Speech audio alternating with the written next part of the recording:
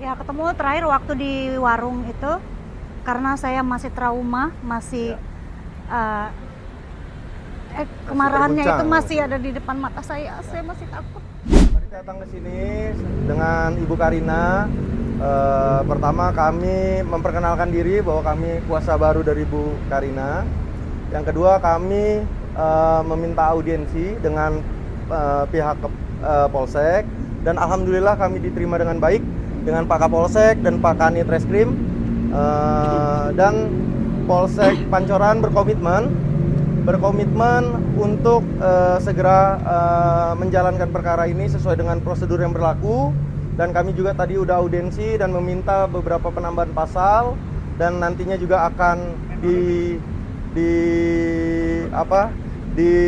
akan dilihat ke depannya seperti apa, apakah masuk atau tidak. Tapi dan diminta melengkapi bukti-bukti yang insya Allah hari Kamis nanti kami akan menghadirkan 4 orang saksi ke sini langsung agar bisa dilanjutkan proses ke penyidikan, dan sehingga pelaku bisa ditetapkan sebagai tersangka, kurang lebih seperti itu.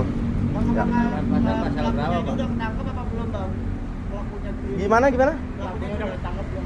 Oh, kalau itu bisa di Pak Kapolsek yang menjawab mungkin. Gimana Pak? Pelaku sudah diamankan, Pak? Pelaku sudah kita amankan.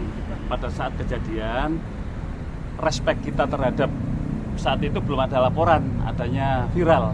Begitu lihat ada viral di lingkungan Pancoran, kami langsung melakukan langkah untuk melakukan penangkapan, menelusuri alamat tersebut, akhirnya bisa kita amankan. Selama 1 kali 24 jam baru ibu korban buat laporan polisi. Motifnya apa, Pak? Motif si pelaku?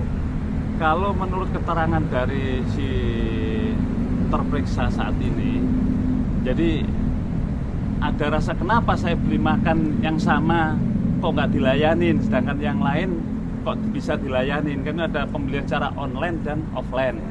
Ya, yang bersangkutan ini melalui dengan offline, yang dilayanin duluan itu yang online. Itu udah kebijakan dari ibu selaku pemilik kantin, demikian. Bang Karina sendiri sekarang kondisinya seperti apa, dan sempat ketemu langsung gak dengan Pak? Belum. Ya ketemu terakhir waktu di warung itu, karena saya masih trauma, masih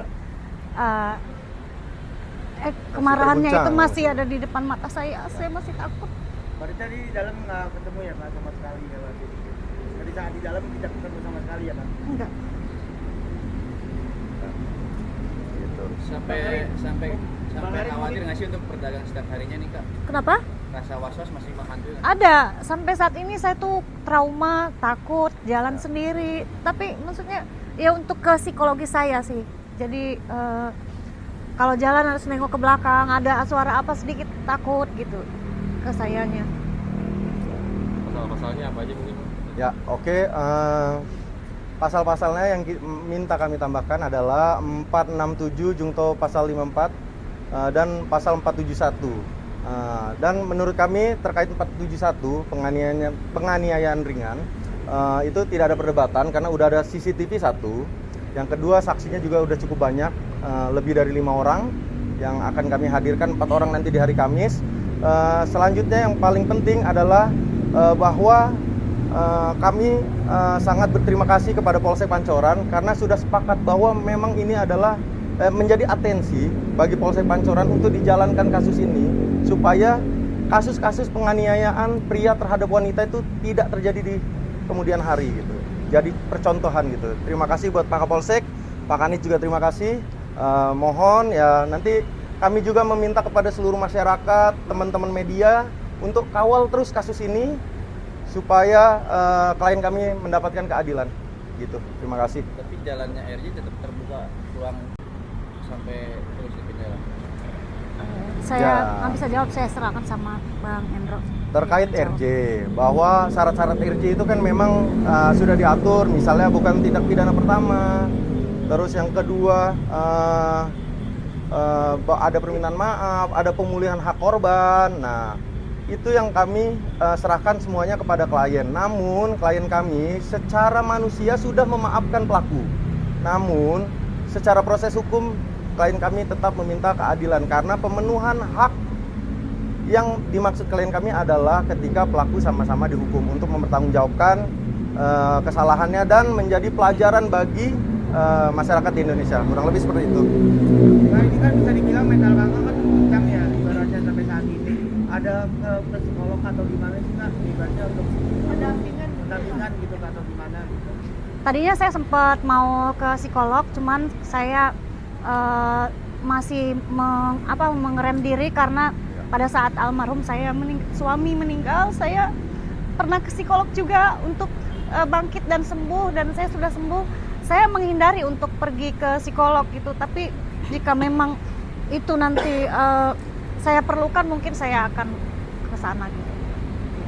Tapi pelaku tahu nggak sih dia warung itu karena milik almarhum? Yang saya dengar, tapi ini masih simpang siur, yang saya dengar katanya, kata pelaku itu pada saat kejadian dia tidak tahu kalau saya itu ownernya. Dia bilang dikiranya saya itu ibu-ibu yang kerja di warung itu, yang ngejagain warung itu.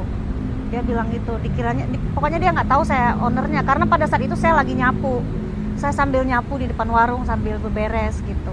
Pak, jika dilihat korban mengalami psikologis yang sangat mendalam, bisa dikatakan memberikan atensi pengamanan nggak sih Pak dekat di wilayah warung ibu ini? Baik, kalau kami selaku pengemban Kamtibmas di wilayah Pancoran, apalagi jarak tempat dagangan ataupun kantin ibu cukup dekat, hampir setiap hari atau tiap berapa jam boleh anggota ditanya ke sana, pasti mampir, pasti melintas. Bahkan di depan rumah ibu itu ada rumah Pak Yitna, itu teman kami juga, saya sering mondar-mandir ke sana. Ya, tentunya kami akan perhatikan khusus di sana. Apakah dengan adanya penahanan atau sudah ada peningkatan status dari Ya. sudah ada sangkakan dengan pasal berapa? Sementara masih lidik, untuk terkait nanti menjadi status tersangka nanti tunggu ke depannya kita periksa saksi. Setelah itu nanti kita gelar, baru kita tentukan terkait dengan pasal tadi 466. Pak, saat pelaku diamankan kemarin sempat dicek nggak di bawah kondisi alkohol kah atau seperti apa Pak?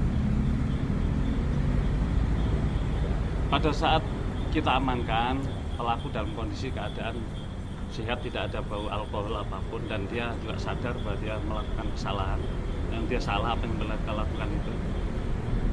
Ya, cuman kelemahan, kenapa nggak yang kita sayangkan nggak minta maaf langsung kepada ibu selaku korban, itu aja.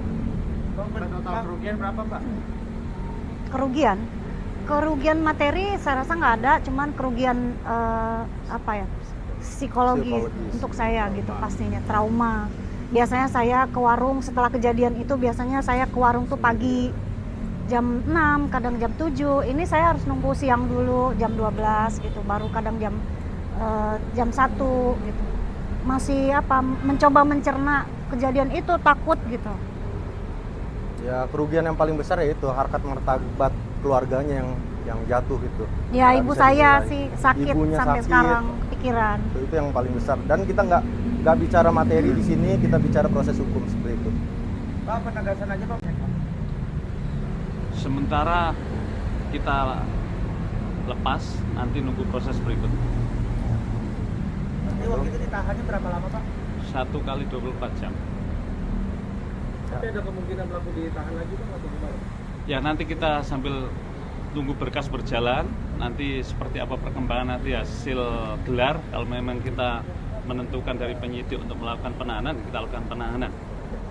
Tapi belajar dari kasus ini artinya dari Polsek Pancoran sendiri jadi lebih konsen nggak sih Bang untuk melakukan pengamanan lebih ketat lagi, melihat sekarang mungkin banyak kasus-kasus di Indonesia ini lagi marak perempuan yang dapat penganiayaan, kekerasan segala macam gitu. Tapi ya itu justru bukan malah menurun, malah angkanya masih tinggi Bang gitu Bang.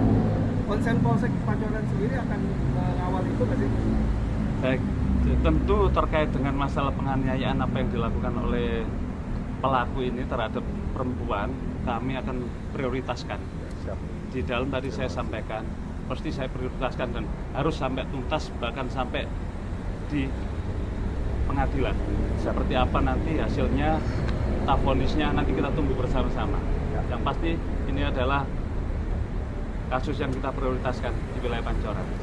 Bang, tapi kalau pelaku dilepas itu tidak ada kekhawatiran dari pihak penyidik bahwa akan melakukan dia kabur atau gimana segala macam mengalami garwang itu segala macam atau gimana? Mereka sangat kooperatif dan kita tahu juga rumahnya, membuat surat pernyataan dan mereka wajib lapor.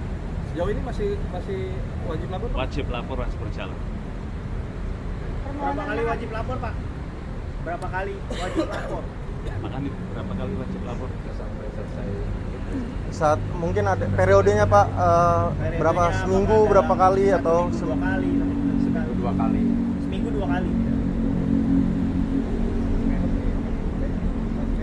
ya cukup ya?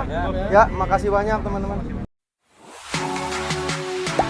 Gak sempat baca? Dengerin aja. Klik icon text to speech, gak pakai ribet di okezone.com.